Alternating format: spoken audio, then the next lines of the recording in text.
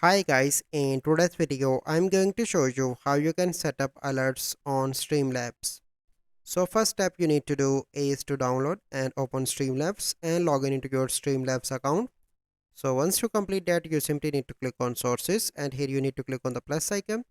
Here you can see different options. You simply need to select the alert box and click on add source, and if you want to change the name you can change that. Click on add source, and here you can see donation, Facebook follow, Facebook like, because I connected my Facebook with Streamlabs, so that why you are seeing these options. But if you connect your YouTube, you are seeing the options of YouTube.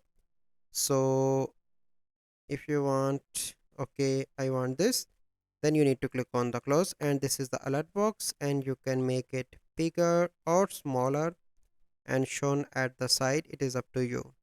So this is the easy process that you need to follow to set up alerts on Streamlabs.